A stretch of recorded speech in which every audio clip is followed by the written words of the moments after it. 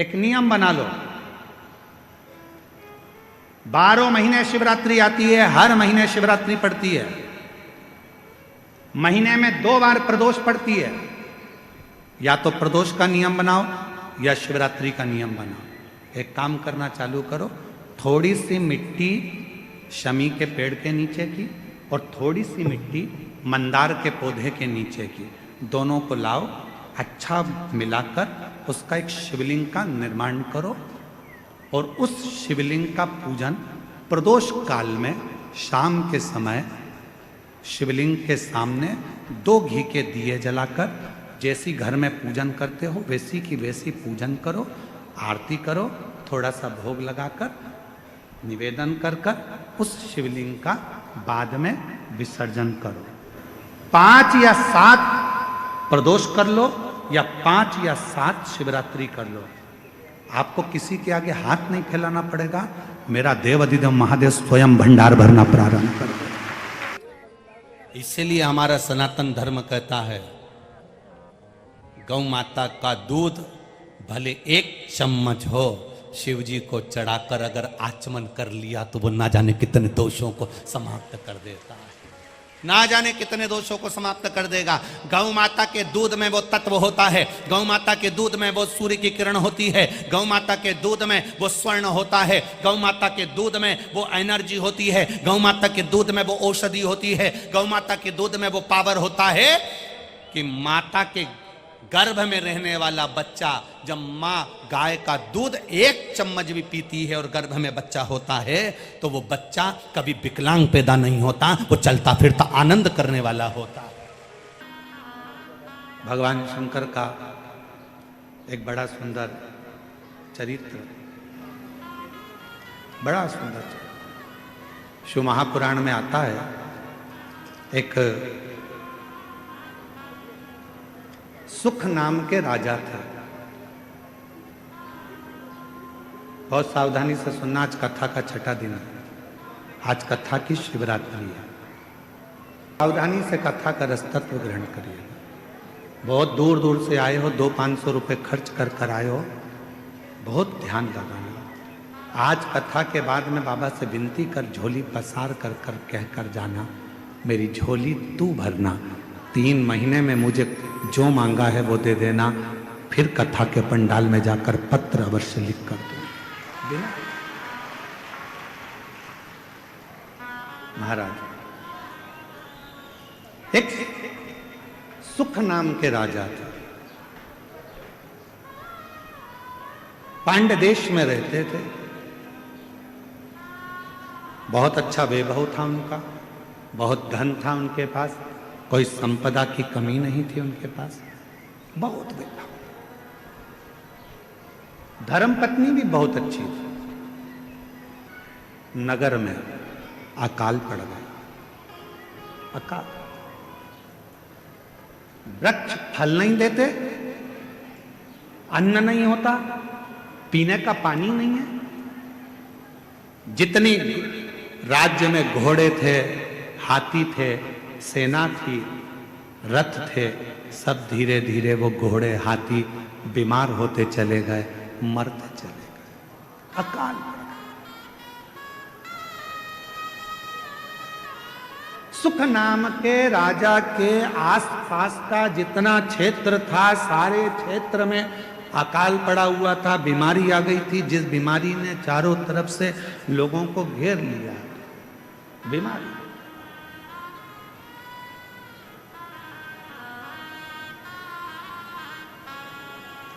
जब बीमारी आती है तो कुछ सिखा के जाती है। कपड़े की दुकान पर, शोरूम पर कपड़े भरे की भरे रह गए थे और एक छोटा सा मास्क जिसकी कोई कीमत नहीं थी, 5 रुपए का, वो लोगों के मुख पर आ गया था और करोड़ों रुपए का कपड़ा फैक्ट्री में बना बनाया रह गया।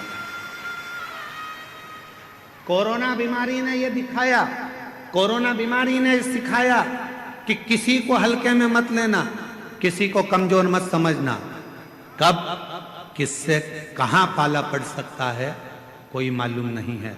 लोग समझते हैं गरीब है लोग समझते हैं ऐसा है, अनपढ़ है, बेकार है, गरीब है, लोग उसको धुतकारते हैं, हटाते हैं, पूछते नहीं है, समझते नहीं है। तुम क्या सोच के बैठे हो कि जिंदगी में वो हमेशा गरीब ही रहेगा?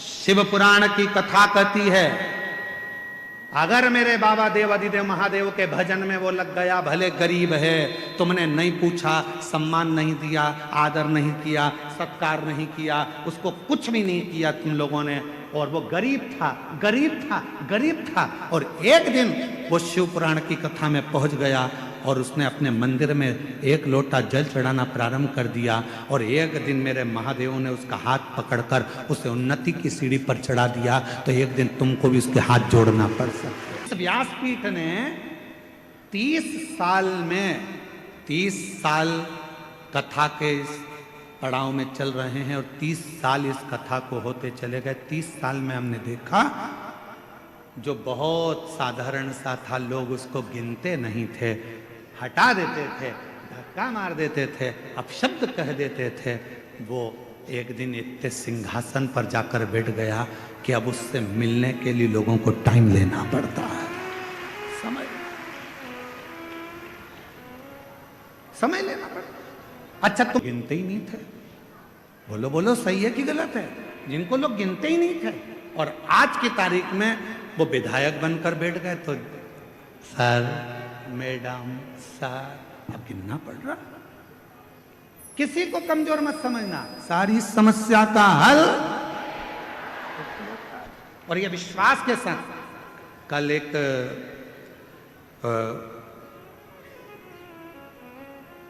बिहार के ही एक क्षेत्र के कल एक एसडीएम और एक कोई कलेक्टर महोदय दोनों आए थे। उन्होंने बाहर परिचय नहीं दिया, पर यहाँ आकर परिचय दिया कि मैं इस क्षेत्र का एसडीएम हूँ, और एक आए थे कहा मैं इस क्षेत्र का कलेक्टर। हमने कहा आप अंदर जाकर बैठे हुए थे, आप लोगों ने कुर्सियाँ नहीं ली? तो करते थे, हमारी माँ कहती थी, वो सियोर वाला बाबा कहता है कि मेहनत कम मत करना। अगर तूने मेहनत पूरी कर ली और एक लोटा जल तूने शिव के मंदिर में चढ़ा लिया, तो तू जो चाहता है वही होगा। गुरुदेव, आज मैं कलेक्टर बनकर, इस क्षेत्र का कलेक्टर बनकर बैठा, और एसडीएम कहता है कि मेरी पत्नी ने तो आस छोड़ दी थी कि मैं बहुत उच्च पद पर पहुंचूंगा, पर मेरी पत्नी शिव के मंदिर जाती थी, कथा में मन लगाती थी, आज मैं एसडीएम पद पर। छोटा ना समझो, छोटा नहीं।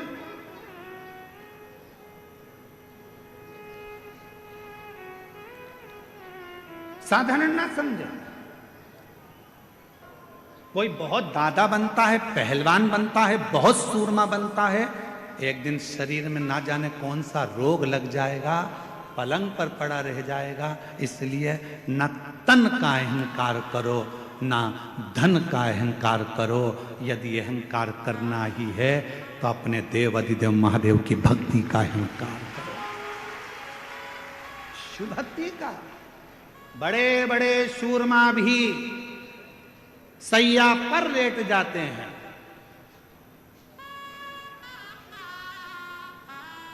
बड़े बड़े सूरमा भी सैया पर लेट जाते हैं, और एक दिन ऐसा आता है कि करोड़पति भी हाथ खाली उस परमात्मा के दरवाजे तक चला जाता है, हाथ खाली, कुछ नहीं। पांड्य देश का राजा सुख, धन बहुत था, वैभव बहुत था, सत्ता बहुत थी, संपदा बहुत थी, सब कुछ था, पर किसने समय जाना, अकाल पड़ गया, राज्य के हाथी घोड़ा सब मर गए, बीमारियां लग गई, लोग होन बीमार पड़ने लगे, मरने लगे, अकाल था, कुछ खाने को नहीं मिला, पानी पीने को नहीं मिला, कुछ भी नहीं मिला, कुछ।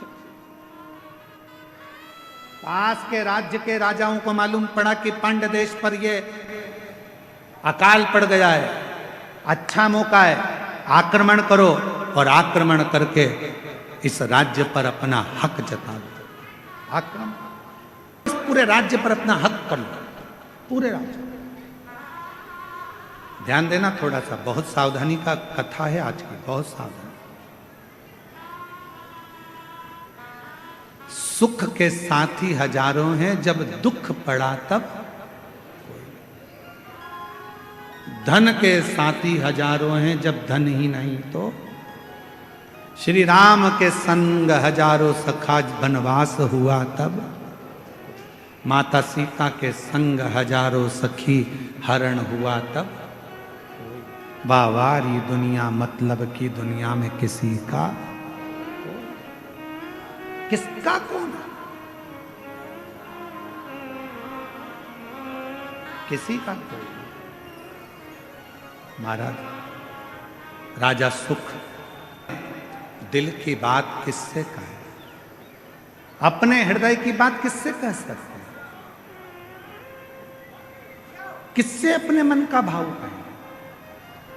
एक वो सुंदर लाइन का स्मरण आता है, आगे जाके जीवन में थोड़ा दुख आएगा, तकलीफ आएगी, कष्ट आएगा, किसको कहोगे,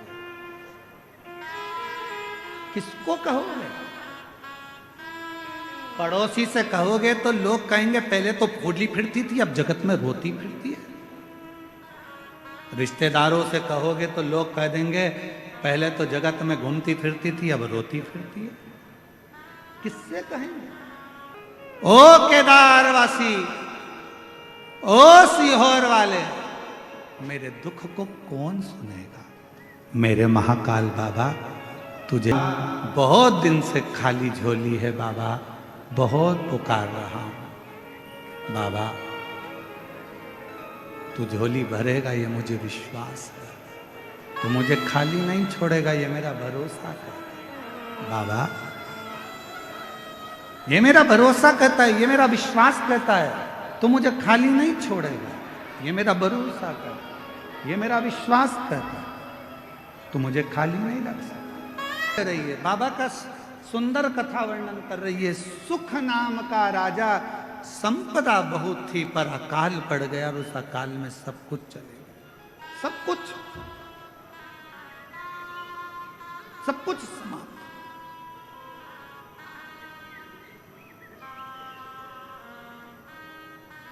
अब राजा के ऊपर आसपास के राज्य के राजाओं ने आक्रमण कर दिया। राजा के ऊपर आसपास के राज्य के आक्रमण हुआ और आक्रमण हुआ, पूरा वैभव राजा का चले गया। राजा अपनी पत्नी और बच्चों के साथ और थोड़ी सी सेना को लेकर, 20-25 सेना को लेकर राजा जंगल में चले गया, कहीं ये दूसरे राजा मुझे मार ना डाले, ये दूसरे राजा मुझे समाप्त ना कर दे।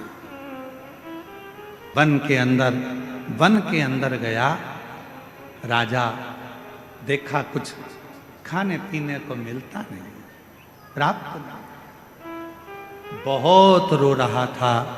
साथ के जितने सैनिक थे वो भी समझा रहे थे, महाराज क्यों रो रहे, क्यों, किस लिए रो रहे, तुम्हारी आंख में आंसू क्यों है।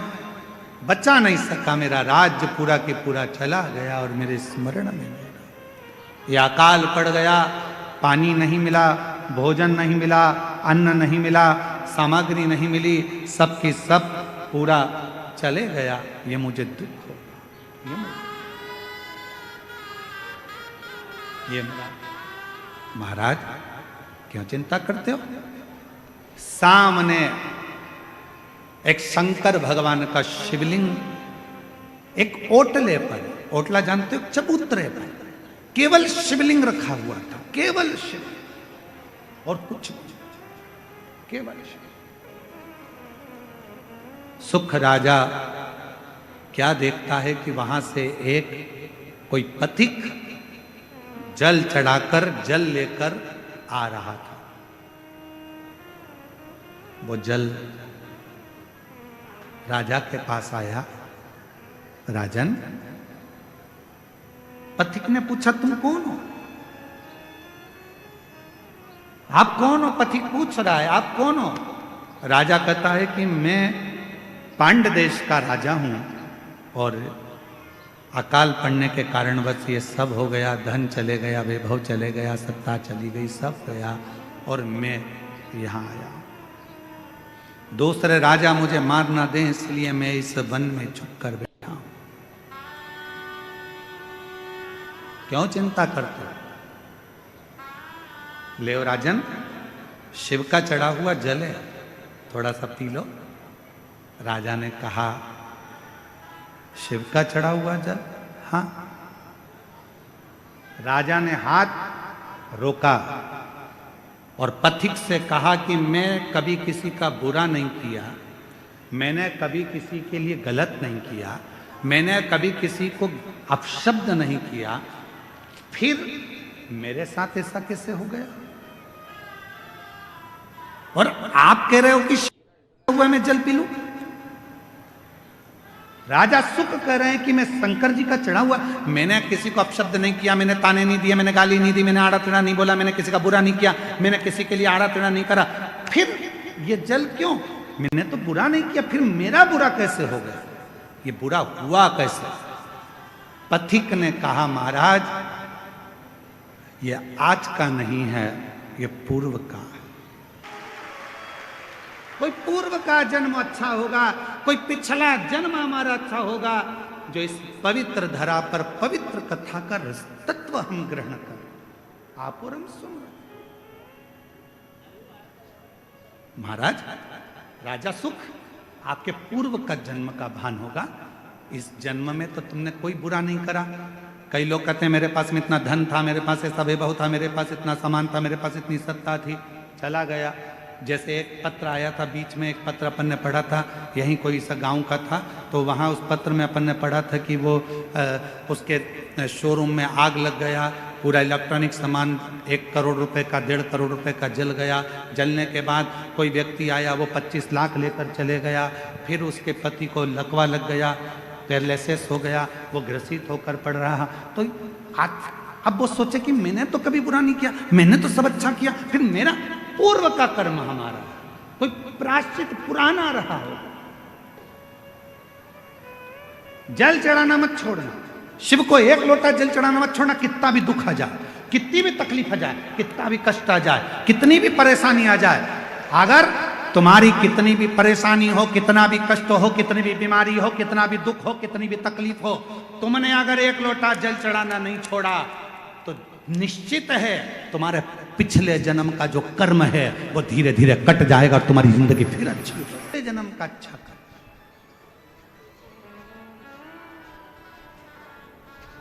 मैं माननीय सांसद महोदय डॉक्टर निशिकांत जी दुबे जी साहब को भी धन्यवाद दूंगा कि आपके पूर्वजों का, माता पिता का और कहीं देवघर वाला मेरे भोले बाबा का आप पर भी बड़ा आशीर्वाद है। इसलिए बाबा ने पहले दिन भी कथा में बुलाया और आज 6ठे दिन शिवरात्रि के दिन भी बाबा ने आपको कथा में। ये आपकी साधुता, ये शिव तत्व का है। ये इसी को प्रभु कृपा कहते, इसी को शिव कृपा कहते, वो करुणा का।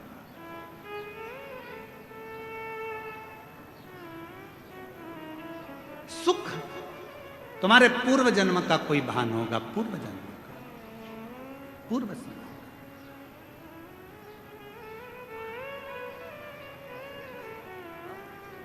और राजा सुख, तुम चिंता मत करो, तुम जल तो पियो। राजा सुख ने पूछा कि आप इतना जानते हो तो एक बात और बताओ कि मैंने पिछले जन्म में ऐसा क्या कर दिया था जो मेरा पूरा सत्ता, पूरा वैभव सब चले गया। पथिक ने कहा, राजा सुख सुनो, पूर्व जन्म में तुम एक डाकू बनकर जन्म लिए थे। मारना, काटना, बेकार करना, कष्ट देना, सब करा, सब किया। लोगों का अन्न छुड़ा लिया, लोगों का वैभव छुड़ा लिया, इसलिए तुम्हारी सत्ता, तुम्हारा वैभव चले गए। राजा सुख ने कहा, यदि तुम कहते हो कि मैं पूर्व में डाकू था तो फिर इस जन्म में राजा कैसे बन गया? फिर इस जन्म में मुझे राजा का जन्म कैसे मिल गया? फिर इस जन्म में मेरे हाथी घोड़े कैसे हो गए? फिर इस जन्म में मेरी पत्नी बच्चे कैसे मिल गए? इस जन्म में मैंने सुख कैसे पा लिया? तब पथिक ने कहा, महाराज तुमने जिंदगी में एक काम करा, तुम भले डाकू बने एक बार तुम्हारे शरीर में रोग हो गया, रोग होने के कारण तुम वन में औषधि ढूंढने गए। औषधि ढूंढने के लिए जब गए तुम्हें प्यास लगी, प्यास लगी तो तुम्हारे पास में पानी नहीं था, पानी नहीं था। एक शंकर का शिवलिंग देखा, उस शिवलिंग के पास में एक पात्र भरा हुआ रखा था, उस पात्र को तुमने उठा लिया, देखा शंकर के शिवलिंग पर बहुत सारा कुछ ना कुछ पदार्थ लगा था। तुमने वही पानी शिव पर डाल दिया और उसी पानी को झेलकर तुमने पी लिया, जिसके फल स्वरूप तुम्हें इस जन्म में राजा का जन्म मिला, पत्नी मिली, बच्चे मिले, घर मिला, परिवार मिला, सुख मिला, सब कुछ मिला। पर पिछले जन्म का एक पुण्य तुम्हारे को राजा बना देता है, पिछले जन्म का कुछ पुण्य तुम्हारे को फिर उस राज्य को छुड़ा लेता है। हाथ जोड़ लिए सुख ने, आप बताओ महाराज, आप आज्ञा दो, अब मुझे वो राज्य कैसे मिलेगा। तब पथिक ने कहा, उस राज्य को पाने का सबसे सुंदर तरीका है, शंकर के शिवलिंग के पास जाओ और शिव को फिर एक लोटा जल चढ़ाना प्रारंभ करो, वो सुख वापिस। हमसे लोग पूछते हैं एक लोटे जल में क्या है, एक लोटे जल में ऐसा क्या है, एक लोटे जल में इतना वैभव कैसे है, एक लोटे जल में इतना सुख कैसे है, एक लोटा जल सारी समस्या का हल कैसे हो सकता है, एक लोटा जल श्री शिवाय नमस्तुभ्यम सारे दुखों को कैसे हर सकता है। आखिर इस मंत्र में, आखिर इस जल में ऐसा होता क्या है। हम कहते हैं हमसे मत पूछो, तुम्हारी जिंदगी में तकलीफ आए तो चढ़ा के देखो, प्रैक्टिकल करके देखो कि तुम्हें उसमें फायदा मिल रहा है कि नहीं मिल रहा है। मेरे बाबा तुम्हारा हाथ पकड़ रहे हैं कि नहीं पकड़ रहे हैं, वो चाहे, वो कृपा करे, वो करुणा करे।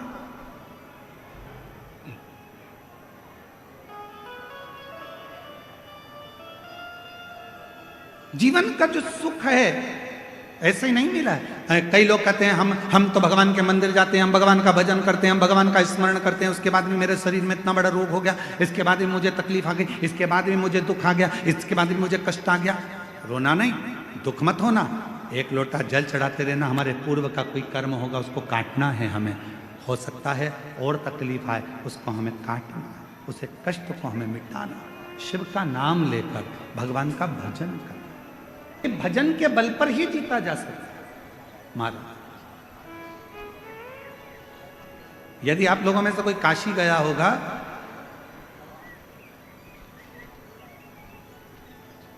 तो काशी में एक जगेश्वर महादेव है। जगेश्वर महादेव काशी में विराजमान। कभी आप लोगों में से कोई गया होगा, स्मरण रखिए, काशी अगर कोई गया। एक होता है शमी का पौधा, एक होता है मंदार का पौधा। मंदार जानते हो सब लोग, बोलो तो जम के। सफेद आंकड़ा भी उसको बोलते हैं, मंदार भी उसको बोलते हैं, मंदार का पौधा। और एक होता है शमी का। कहते हैं जिस व्यक्ति की जिंदगी में केवल घाटा ही घाटा लिखा हो, दुख ही दुख लिखा हो और कई साल हो गए हों किराए के मकान में रहते हुए या तकलीफ को भोगते भोगते, परिवार में कहीं सुख है ही नहीं, दो पौधे को याद रखना। और दोनों पौधे की कथा हमने पूर्व में सुना चुके हैं, मंदार और शमी। दोनों की कथा सुनाइए कि ये कौन से मुनि थे, कौन से ऋषि के बेटे थे, ये मंदार और शमी किसके पुत्र थे, सब कथा सुने। आप YouTube पर सर्च करिएगा तो आपको कथा पूरी मिल जाएगी। आप जिंदगी में दुख ही दुख लिखा, कष्ट ही कष्ट लिखा, परेशानी ही परेशानी लिखी। तो मंदार और शमी ये दो पौधे ऐसे हैं जो जीवन में सुख प्रदान करते हैं। मंदार और शमी के वृक्ष के नीचे का वो फल होता है जो सुख देता है, जो सुख देता है।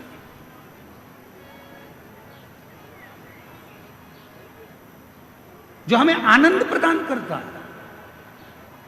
मंदार मतलब आप लोग जानते हो, वो सफेद आंकड़े की जो जड़ होती है, आंकड़ा होता है, उसके छोटे छोटे फूल होते हैं मंदार के, भगवान शंकर को चढ़ते हैं। और शमी की पत्ती तो आप लोग जानते ही हो, शमी का पत्र, इसके पौधे के नीचे और उसके पौधे, इसका वृक्ष और उसके वृक्ष के नीचे की थोड़ी थोड़ी मिट्टी, प्रदोष काल में या तो प्रदोष हो या शिवरात्रि हो, दोनों को मिलाकर उसका शिवलिंग बनाकर उसकी आराधना। उसकी अभी अभी हम कथा में एक बड़ा सुंदर व्याख्यान बताएंगे। जब घर में एक बीमार होता है, दूसरा ठीक होता है, दूसरा बीमार होता है, तीसरा ठीक होता है, उसका भी स्मरण इसमें मंदार और शमी के पौधे के नीचे की मिट्टी का वर्णन।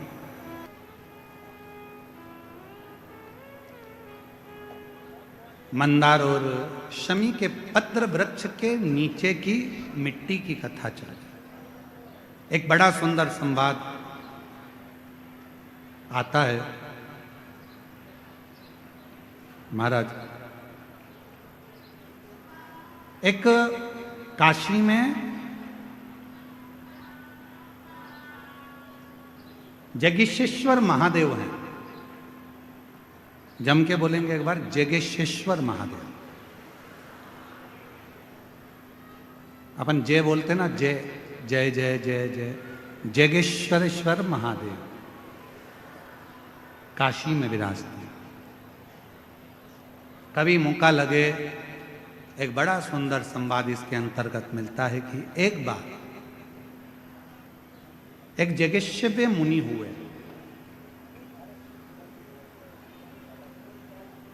शिव के बड़े उपासक, भगवान शंकर की आराधना करना, साधना करना, विनय करना, निवेदन करना, 365 दिन में 365 तरह से भगवान शंकर की भक्ति करते हैं। जरा ध्यान देना इस कथा पर, थोड़ा आपका स्मरण होना चाहिए। कई लोग कहते हैं कि हमने शिवपुराण में ऐसा पढ़ा, कोई कहता है हमने शिवपुराण में ये नहीं पढ़ा, हमने शिवपुराण में ये नहीं पढ़ा कि बेलपत्र में शहद लगाना, हमने शिवपुराण में ये नहीं पढ़ा कि चढ़ा हुआ जल पीना, हमने शिवपुराण में ये नहीं पढ़ा कि ऐसा मत करना। याद रखना, हरि अनंत, हरि कथा अनंत। जैसे भगवान का स्वरूप अनंत है, हर कंकर में जैसे शंकर हैं, हरि की कथा भी अलग अलग। जितने 33 कोटि देवता हैं, तो 33 कोटि देवता की कथा भी, एक एक देवता की कथा 33 कोटि के बराबर तरह से, 33 कोटि तरह से। अब जरा विचार करिएगा, एक देवता की कथा 33 कोटि तरह की, तो 33 कोटि देवता की कथा कितने तरह की होगी, जरा अंदाजा लगाइएगा। तो कई लोग कहते हैं हमने तो ये कथा सुनी नहीं, हमने तो ये कथा पढ़ी नहीं, हमने तो ये कथा पढ़ने में नहीं आई, हमें तो ये कथा सुनने में नहीं आई। तो सुनने में आएगी कहां से? भगवान की अनंत कथा और भगवान का अनंत स्वरूप, इसका वर्णन दुनिया में कोई नहीं कर सकता, स्वयं देवाधिदेव महादेव ही कर सकते। भगवान देवाधिदेव महादेव से अपने हृदय की बात बाबा देवाधिदेव महादेव से दिल से कहे। आज कथा का 6ठा दिवस है, आज कथा की शिवरात्रि है। भाव से बाबा को नमन करिएगा, दिल से प्रार्थना करिए, विनय करिए, निवेदन करिए। बाबा को अपने मन का भाव कहो, दिल से प्रार्थना करो, विनय करो, निवेदन करो। सभी लोग साथ में बोलेंगे, हृदय से बाबा को प्रार्थना करेंगे, विनय करेंगे। शिव महापुराण की कथा वर्णन कर रही है। सुख राजा ने शिव जी को वापस जल चढ़ाना प्रारंभ करा और राजा के पास में वैभव आना प्रारंभ। एक भगवान का नाम और एक भगवान शंकर पर चढ़ा हुआ जल हमारे पूर्व के पाप कर्म को धो देता है, समाप्त कर देता है। महाराज, जगेश्वर महादेव का जो मंदिर है काशी में, जब व्यक्ति के जीवन में कहीं पर किसी भी रूप में उसके जीवन में जब तकलीफ आती है, कष्ट आता है और बहुत ज़्यादा जब वो रोग से ग्रसित होने लगता है, सावधानी से सुनिएगा कथा को, अपने जीवन में उतारिएगा। तब कभी काशी में आप जाएं तो एक जगेश्वव्य मुनि हुए, 365 दिन 365 तरह से शिव जी की आराधना कर। एक बार भगवान जब काशी से बहुत दूर चले गए, मंदार पर्वत पर काशी नहीं आए, तब जगेश्वव्य मुनि ने भगवान को ढूंढने के लिए साधना करना प्रारंभ कर। ना भोजन करते, ना पानी पीते, ना कुछ ग्रहण करते, कुछ भी ग्रहण नहीं करते। शिव महापुराण की कथा स्कंद पुराण का काशी खंड कहता है। स्कंद पुराण के काशी खंड में वर्णन आता है कि भगवान देवादिदेव महादेव महाकाल राजा, मेरे शंभु, मेरे त्रिकालदर्शी, मेरे कैलाशी अविनाशी, जब मंदार पर्वत पे से, कैलाश पर्वत पे से जब भगवान शंकर पहली बार काशी में जब प्रवेश करे थे,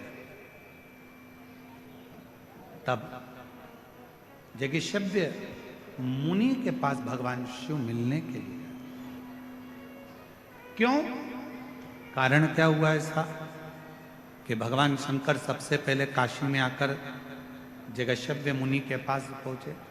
उसका कारण क्या था? उसका एक कारण था कि मुनि 365 तरह की पूजा, 365 तरह का तप, साधना, योग मुनि करते। जिस दिन मुनि एक तरह की पूजन को भूल जाते थे, मान लो मुनि ने एक तरह का कोई पूजन किया, एक तरह का कोई अनुष्ठान किया और वो भूल जाते थे, तब भगवान शिव उस पूजन को स्वीकार करने के लिए, भगवान शिव ओगड़दानी त्रिकाल शिव उसको पूजन को स्वीकार कर।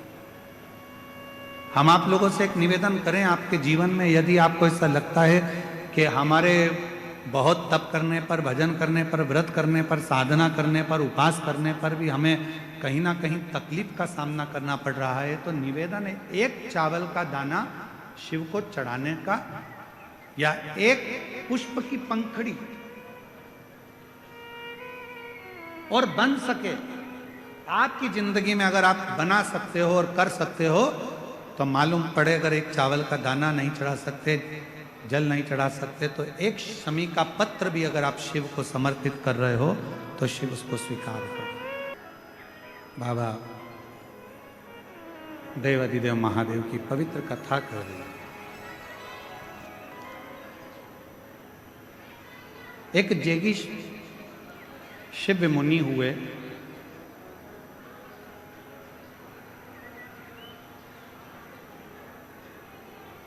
जैगीषव्य मुनि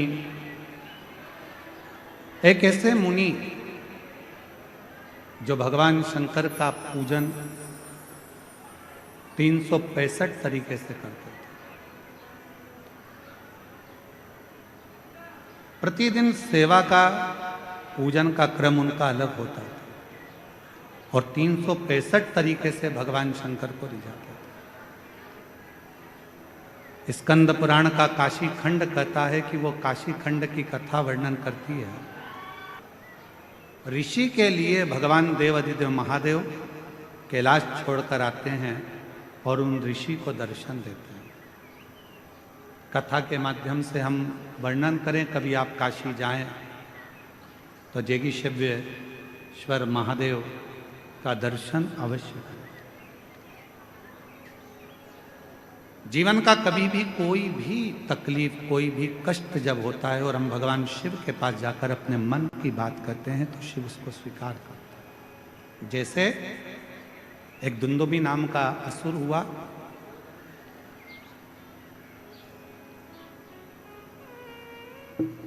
पूरे नगर में जितने भी कोई भगवान का यज्ञ करने वाला हो, अनुष्ठान करने वाला हो, भजन करने वाला हो, कीर्तन करने वाला हो, मंत्र जाप करने वाला हो, उसको पकड़कर समाप्त कर देता। ब्राह्मण का बालक था, शिव का परम उपासक था। उसको भय था कि दुंदुभि नाम का असुर सबको मार देता है, मेरे पिता को मार दिया, मेरी माता को मार दिया, मेरे परिवार को पूरा नष्ट कर दिया, तो मुझे लगता है कि वो मुझे भी मार देगा। एक बार भूलवश बेलपत्र के पेड़ के नीचे वो बैठकर भगवान शंकर की एक पार्थिव लिंग का पूजन कर रहा था, पार्थिव लिंग का अनुष्ठान कर रहा था। और पार्थिव लिंग पूजन कर कर बस वो बैठा ही था, इतने में वो दुंदुभि नाम का असुर एक सिंह के रूप में आ गया, शेर के रूप में। असुर आया इस बालक को खाने के लिए, मारने के लिए। वृक्ष के नीचे बैठकर शिव का नाम का उच्चारण कर रहा था। बेलपत्र का एक पत्र उसके मस्तक पर आकर गिर गया। इतने में भगवान देव अधिदेव महादेव पार्थिव लिंग में से प्रकट हो गए और उस सिंह को, उस शेर को समाप्त कर दिया और शिव जी का नाम बृगरेश्वर महादेव पड़ गया। शिव बृगरेश्वर महादेव के रूप में। विदल और उत्पल दो असुर मां पार्वती जी की सुंदरता देखकर उनकी ओर ललायित हुए। पार्वती जी ने कुंदुक का प्रहार कर कर विदल और उत्पल को मार दिया। वो कुंदुक भगवान देवाधिदेव महादेव के चरणों में जाकर लगा तो शिव जी का नाम कुंदकेश्वर महादेव। शिव महापुराण की कथा में कुंदकेश्वर नाम की बड़ी महत्वता। कहते हैं जिस औषधि को आप ले रहे हो, दवाई को आप ले रहे हो, डॉक्टर से जांच करा रहे हो, चेकअप करा रहे हो, सारी चिकित्सा आपकी चल रही है, और उस मानव के शरीर में भी भगवान की अविरल भक्ति कोई साधारण नहीं है।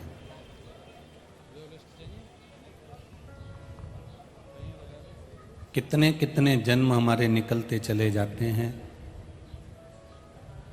हमको खुद ज्ञात नहीं हो पाता कि हम किस जन्म में क्या थे, कौन सा जन्म हमारा कैसा निकला।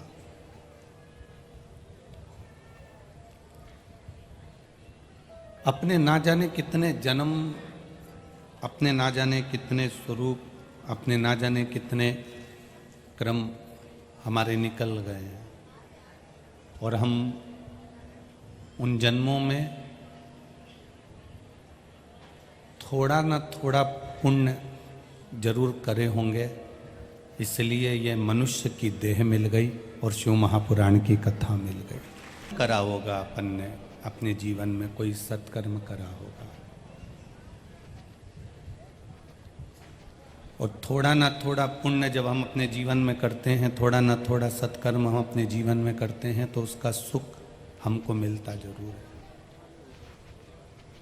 ऐसा नहीं कि नहीं मिलेगा। जो हमने अपनी जिंदगी में पुण्य करा है, जो हमने अपने जीवन में सत्कर्म करा है, उसके पुण्य का फल हमें मिलेगा जरूर। आप जो पूर्व में कर कर आए हो, तो अकोला में आए हो, शेगांव पास में गजानन महाराज की शरणागति में रह रहे हो और उनका आशीर्वाद पाकर अपनी जिंदगी जी रहे हो।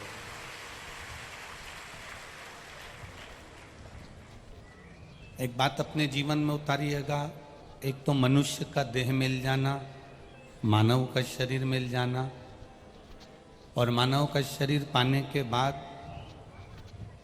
किसी, जहाँ पर भारत की भूमि के सबसे ज़्यादा संतों ने जन्म लिया, जहाँ पर भारत की भूमि के सबसे ज़्यादा संत प्रकट हुए, जिन्होंने भक्ति को चारों दिशा में फैलाया, रहते हों, जहाँ साधु रहते हों, जहाँ कोई सदगुरु, कोई संत प्रकट हुआ हो, उस भूमि के करीब में रह लेना, ये आपकी किस्मत ही है, ये आपका भाग्य ही है।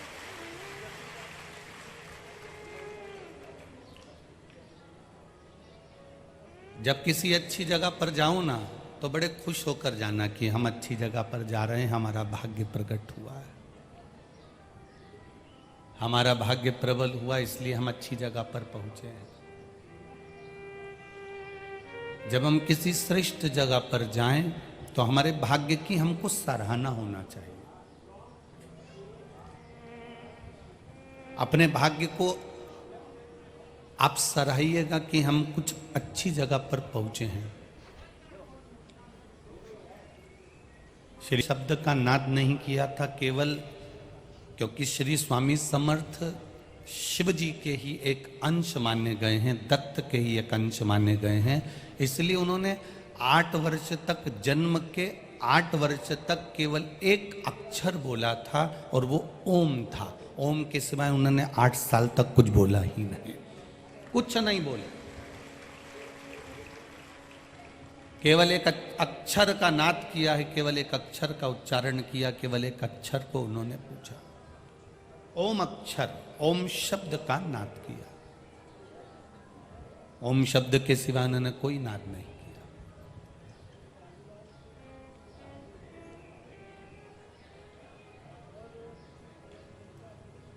शैववीर संप्रदाय के अंतर्गत, लिंगायत संप्रदाय के अंतर्गत बच्चा जब जन्म लेता है तो गुरु हॉस्पिटल में जाकर उसको गुरु मंत्र देता है। आज फैशन के युग में लोग बदलते चले गए। पहले माँ अपने बच्चे को जब दूध पिलाती है, प्रथम दूध माँ अपने बच्चे को जब पिलाती थी तो पहले बच्चे को गोदी में लेकर उसके कानों में ओम कहती थी, तब माँ दूध पिलाना प्रारंभ करती थी।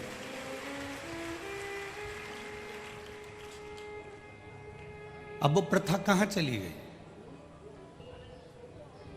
हॉस्पिटल में जन्म लेने वाले बच्चों के जो डॉक्टर होते हैं, जो सिस्टर होती हैं, जो नर्स होती हैं, उनसे भी हम अपने जीवन में एक ही निवेदन करना चाहेंगे, जितने डॉक्टर, सिस्टर और नर्स बच्चों का जापा कराती हैं, डिलीवरी कराती हैं, ऑपरेशन करती हैं, या बच्चे को जो माता जन्म देती हैं, मेरा तो डॉक्टर, सिस्टर और नर्सों से केवल करबद्ध निवेदन इतना सा है, आप कि हॉस्पिटल में जो बच्चा जन्म ले और सबसे पहले वो बच्चा नर्स के, डॉक्टरनी के या सिस्टर के हाथ में आता है, वो बच्चा जैसे ही उसके हाथ में आए, सबसे पहले वो डॉक्टर, वो सिस्टर, वो नर्स उसके कान में केवल ओम का उच्चारण कर दे तो बच्चा संस्कारित हो। हमारे भारत की सभ्यता को, संस्कृति को हमें फिर बचाना। आज पूरा भारत बनावट, सजावट और दिखावट में पड़ा हुआ है, चीजों में उलझा हुआ है। एक तो बनावट में उलझा हुआ है, सजावट में उलझा हुआ है और दिखावट में उलझा हुआ है। जिससे बात करो वो बनावटी बात करता है, दिखता कुछ है, होता कुछ है। नजर भी ऐसे आते हैं कि बहुत अच्छे होंगे, बाद में भीतर से मालूम पड़ता है कि क्रम कैसा है। आज पूरी दुनिया बनावट में जी रही है, सजावट में जी रही है और दिखावट में जी रही है। जहां पर ये 3 चीजें आ जाती हैं, बनावट, दिखावट और सजावट, तो फिर व्यक्ति की जिंदगी में रिश्तों की गिरावट होना चालू हो जाती है, जब बनावट, सजावट और दिखावट आ जाती है।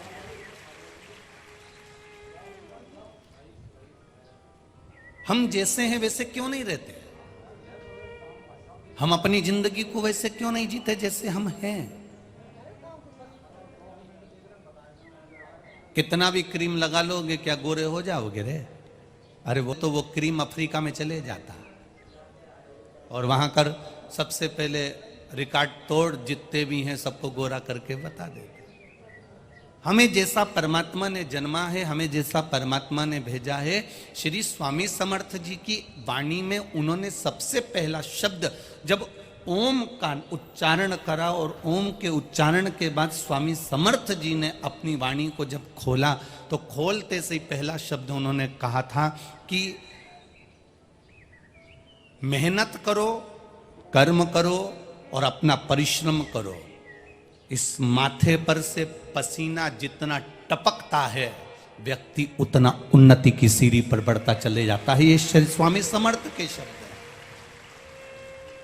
श्री स्वामी समर्थ ने दूसरा संबोधन कहा, कोई आलसी व्यक्ति अगर तुमको दिख जाए तो घर में जाना, ठंडे पानी से नहाना, फिर अपने काम को जाना। आलसी व्यक्ति का मुख तक मत देखो, क्योंकि आलसी खुद भी कुछ नहीं करता और दूसरे को भी कुछ नहीं करने देता। वो आलसी है जो खुद भी नहीं करेगा और दूसरे को भी नहीं करने देगा। श्री स्वामी समर्थ जी कहते हैं, अगर मान लो कोई आलसी व्यक्ति तुमको दिख जाए, जरा सा एक गिलास पानी एक बेटा अपनी मां से मांग रहा है, कितना आलसी होगा बेटा, सोचिए जरा। मां से कह रहा है, मम्मी आई, अंदर से आए तो पानी ले आना। इतने में आई को तो गुस्सा आ गया, मां को गुस्सा आया, मम्मी को गुस्सा आया, और मां ने कह दिया, आके एक जोरदार थप्पड़ दूंगी ना तो सब पानी निकल जाएगा, उठ ले और जा पानी पी ले। इतने में फिर छोरा बोला, मम्मी आई, जब मारने आओ ना तो पानी ले आना। मतलब पानी लेने नहीं जाऊंगा। इतना आलसी कि मारने आओ तो पानी ले आना, पर जाऊंगा नहीं। श्री स्वामी समर्थ जी कहते हैं, अपने मेहनत को प्रबलता में करिएगा। जिसका पसीना भूमि पर टपकता है, जिसका पसीना मेहनत का टपकता है, वो एक दिन उन्नति की सीढ़ी पर चढ़ता चले जाता है, उसको कोई रोकने वाला नहीं होता। ये श्री स्वामी समर्थ कह रहे हैं। श्री स्वामी समर्थ जी ने दूसरा शब्द कहा, कोई आलसी व्यक्ति दिख जाए तो उसकी संगत मत करना। कोई आलसी व्यक्ति दिख जाए तो घर पर जाना, ठंडे पानी से नहाना, फिर अपने काम को जाना। आलसी का मुंह भी देख लो ना तो मालूम पड़े वो खुद आलसी फैलाता फैलाता, अरे करेंगे, आराम से कर लेंगे, अभी तो समय बचा है, देखा जाएगा देखा जाएगा देखा जाएगा, करेंगे आराम से करेंगे। शादी ब्याहों में, कोई बड़े आयोजन में यही होता है, बस कर लेंगे, अभी तो 4 दिन बचे हैं, अभी कर लेंगे, 5 दिन बचे हैं, अभी तो कर लेंगे, 3 दिन बचे हैं, और मालूम पड़े दरवाजे पर बारात आ गई, दरवाजे पर दूल्हा आ गया। उसके बाद में लोग कर रहे हैं, साहब हलवाई कहाँ है, हलवाई कहाँ, भोजन क्या बनाया, मीठा क्या बनाया, तो हलवाई ढूंढते फिर रहा है, काम करते फिर रहा है, कहीं ये ढूंढते फिर रहा है, कहीं वो ढूंढते फिर रहा है। यहाँ श्री स्वामी समर्थ जी कहते हैं, जिस काम की लगन होती है, जिस कार्य को आपको करना है, अगर कोई शादी का कार्य है, मंडप का कार्य है, ब्याह का कार्य है, जन्म का कार्य है, शादी की सालगिरह का कार्य है, आपके यहाँ जो बड़ा आयोजन कर रहे हो, उससे 10 दिन पहले आप पूरी तैयारी, धीरे धीरे हो जाएगा, सब हो जाएगा, कर लेंगे। ये आलसी तत्व की निशानी है। श्री स्वामी समर्थ कहते हैं, ये आलसीता नहीं होना चाहिए। आलसी का मुख भी मत देखो, मेहनत प्रबल करिए महाराज। बनावट की दुनिया है, बहुत बनावटी जीवन दुनिया के लोग जी रहे हैं, बहुत बनावटी। छत्तीसगढ़ की पावन धरा भिलाई से कहा था, लाखों रुपए के महंगे कपड़े पहनने से किसी के विचार नहीं बदल जाते। महंगे कपड़े पहनने से किसी के विचार बदलते तो शोरूम में जो पुतले 5-5 हजार की शर्ट पहनकर खड़े रहते हैं, सबसे पहले वो पुतलों का व्यवहार बदल जाता। अगर कोई कपड़ों से पहचाना जाए कि अच्छे कपड़े पहन लेंगे तो अच्छे विचार हो जाएंगे। यहाँ तो रामचरितमानस में कह दिया, ऊंच निवास नीच करतूती, देख न सकही पराई भभूति। यहाँ तो रामचरितमानस कहती है, कई कई ऊंचे अवधे पर भी बैठ जाते हैं, बहुत ऊंचे पद पर भी बैठ जाते हैं, बहुत प्रतिष्ठावान भी हो जाते हैं, महंगे कपड़े भी पहन लेते हैं, महंगी गाड़ी में भी घूम लेते हैं, और मालूम पड़े अंदर से विचार शुद्ध ना हो पाए तो वो जीवन किस काम का है? उस जीवन की सलाखा किस काम?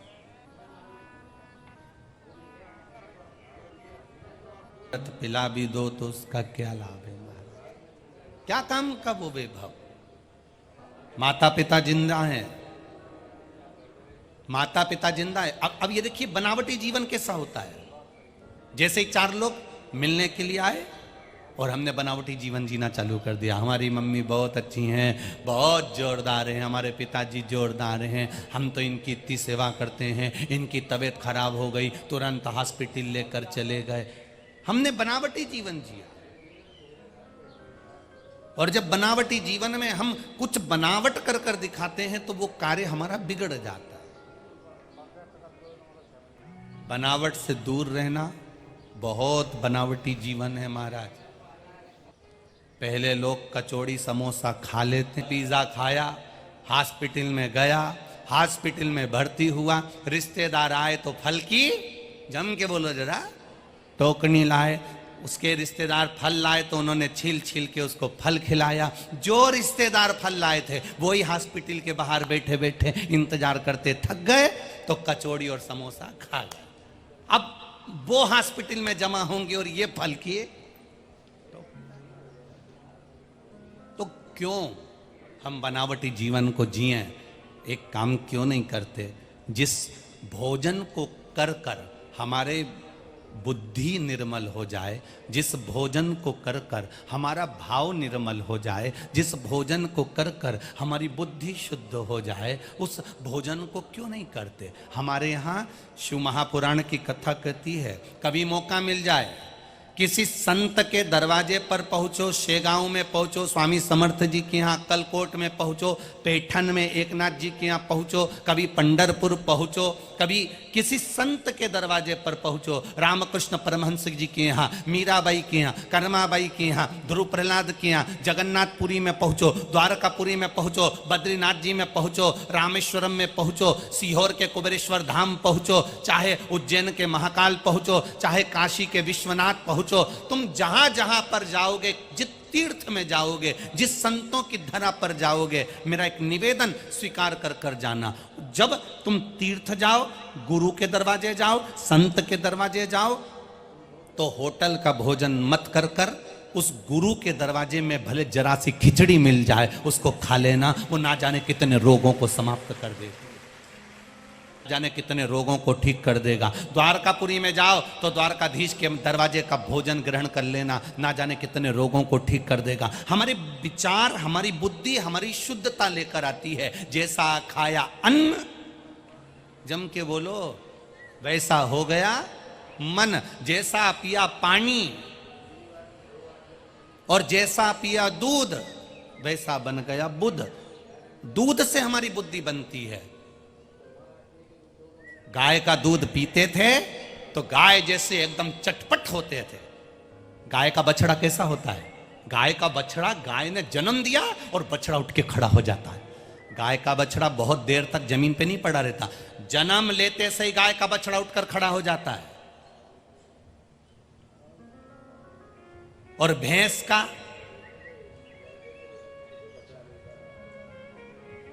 जिन जिन के यहां भैंस है उनसे पूछना, भैंस का छोरा छोरी होए, भैंस का, तो वो इतनी जल्दी उठ जाता है क्या? उसको उठने में पूरा दिन लग जाता है, तब जाकर भैंस का बच्चा उठ पाता है। शिव पुराण कहती है, जिसने गर्भ अवस्था में बच्चा है और गाय का दूध थोड़ा सा भी शंकर भगवान को समर्पित कर कर पिया है, उसका बच्चा तुरंत चलने के लिए जागरूक हो जाता है। और जिसने गर्भ अवस्था में बच्चा है और भैंस का खूब दूध पिया तो उसकी औलाद उठती नहीं, पक्की आलसी। इसलिए हमारे यहां कहावत है, भैंस के आगे, अरे वाह बहुत जोरदार, क्या कहावत है? भैंस के आगे बीन बजाना। अब तुम भैंस के आगे कितनी भी बीन बजा लो तो वो सुनेगी क्या? हारन दिए जाओ, सुनेगी क्या?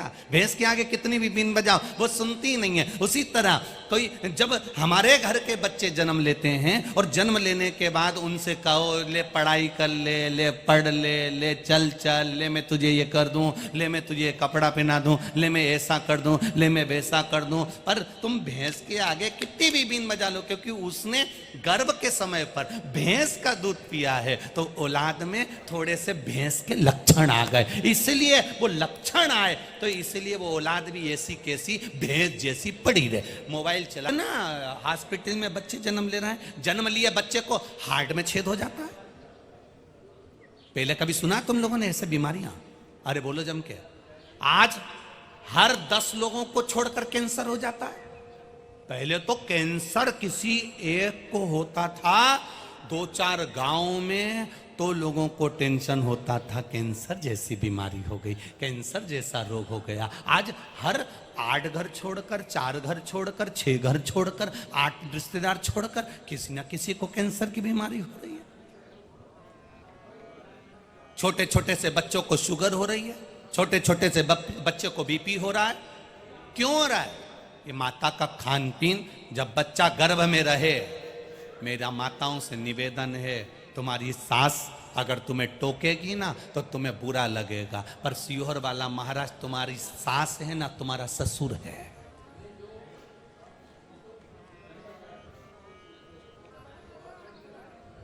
हम तो कह सकते हैं जब बच्चा गर्भ में रहे पिज्जा खाने मत जाना, जब बच्चा गर्भ में रहे चाउमीन खाने मत जाना, जब बच्चा गर्भ में रहे सैंडविच खाने मत जाना, जब बच्चा गर्भ में रहे होटल में खाने मत जाना, जब बच्चा गर्भ में रहे तो एक बार शेगांव में जाकर गजानन भगवान का प्रसाद खाकर आना। बच्चा गर्भ में रहे तो एक बार शेगांव से ले जाना, गजानन महाराज के दरवाजे पर लाइन लगाना, भोजन की एक थाली लेना, प्रेम से भोजन ग्रहण करना, जय गजानन करते करते जब भोजन करोगे, गर्भ से जन्म लेने वाला बच्चा भी तुम्हारी सेवा करने की तल्लकता रखेगा और वो तुम्हारी सेवा करेगा, क्योंकि संस्कारवान हो।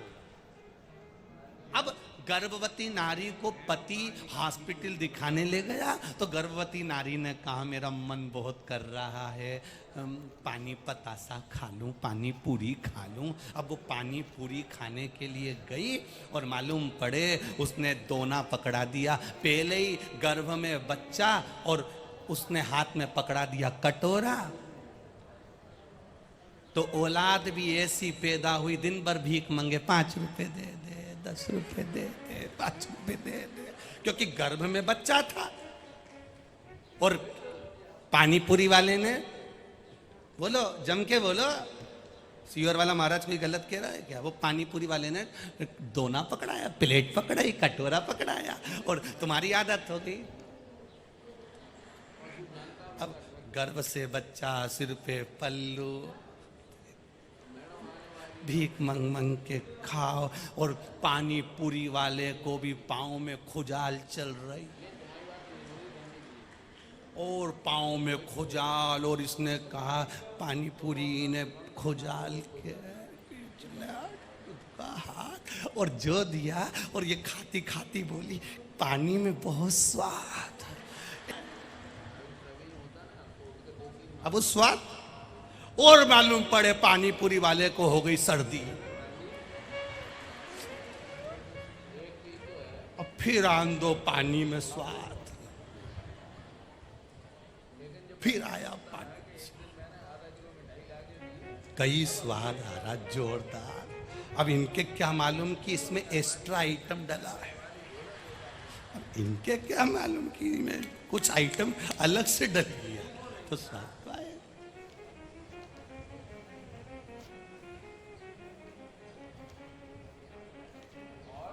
वैसे हमारे अकोला के लोग ऐसे नहीं है,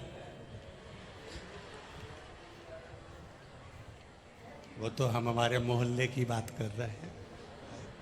और निवेदन है गर्भस्थ बच्चा रहे, हमारा संस्कार हमारे बच्चों को हम दें, सब कुछ देना बच्चों को, खूब अच्छी शिक्षा देना बच्चों को, खूब अच्छी पढ़ाई कराना बच्चों को, पर साथ में उनको अच्छा संस्कार देना, अच्छा संस्कार।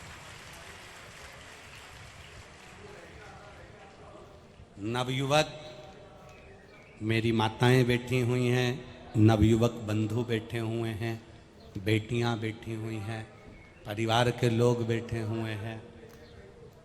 आप एक नियम बनाना, पति कहे कि चल मैं तुझे गर्भस्थ के समय पर चाउमीन खिला लाऊं, पिज़्ज़ा खिला लाऊं, तुम दिल से कहना आज मेरा मन कर रहा है, चलें अक्कलकोट, चलें शेगांव, चलें राजराजेश्वर का दर्शन करने, वहाँ पर जो भोजन मिलेगा, वहाँ जो प्रसाद मिलेगा, वो मेरे बच्चे की जिंदगी सवार है। और दवाई यदि शरीर में नहीं लगती है, औषधि अगर शरीर में नहीं लगती है, डॉक्टर का चेकअप कराते रहो, दवाई लेते रहो, साथ में कुंदकेश्वर महादेव का नाम लेकर जो औषधि दी गई है, दवाई दी गई है, उसको कुंदकेश्वर महादेव का नाम लेकर यदि आप खाते हो तो निश्चित है वो दवाई असर करना प्रारंभ कर देती है, वो औषधि असर करना प्रारंभ करती है। विदल और उत्पल का संहार कर कर जो चरण में जाकर कुंदुक गिरा तो शिव जी का नाम कुंदकेश्वर हो। आगे वर्णन आया है, माँ जगत जननी जगदम्बा अम्बा ने भगवान के विवाह के लिए प्रस्ताव रखा है।